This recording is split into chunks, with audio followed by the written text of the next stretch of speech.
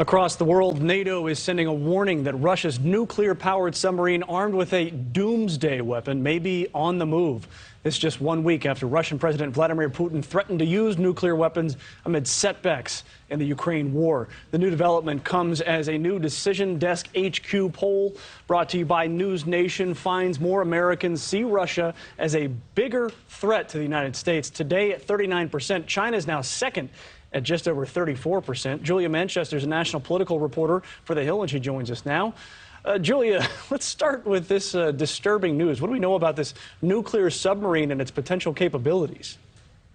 Yeah, good morning, Mitch. This nuclear submarine has very destructive capabilities, is what we know from a number of experts. We know that, off of a coastal city, it could detonate as deep as 1 kilometer and could potentially cause a 1,600-foot wave, which could cause major damage to any coastal area. So we know that. However, the good news, or good news at least for now, is that this may not be fully operational until 2027. So a few years from now. That being said, though, it does seem like Vladimir Putin is certainly posturing with this move. He could potentially test this weapon or, run some, tests in terms of, how the weapon could work in an effort to intimidate Ukraine, NATO, and the United States. We know that recent Ukrainian gains, in that country's war with Russia have certainly put Russia in a very difficult position. So I think what we're seeing is potentially more posturing from Vladimir Putin.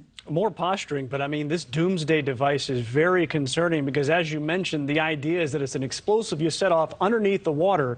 It causes a giant tsunami, and that tsunami can possibly irradiate a coastline somewhere. So it's different than an explosion above land, but it is incredibly dangerous. Is there any indication yet of how the U.S. would respond if Russia does use tactical nuclear weapons or anything like the device we just described?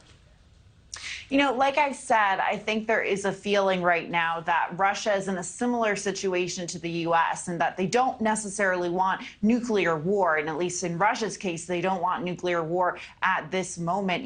We have to remember, if they were to use some sort of nuclear weapon, that could fire back at Russia and cause issues for their own people. We know that nuclear weapons are incredibly destructive. So I think Russia is going to be very careful with how they move ahead. But this is certainly goes along with Putin's playbook of taunting, really, and very much trying to push Ukraine and NATO to, into a corner. However, I think you are going to see the West very much try to keep, at least in an exterior sense, a very calm persona, calm front in the face of this threat from Russia, because I think what Putin is trying to do, like I said before, is really rattle the West as it loses gains, as Russia loses ground in the Ukraine war.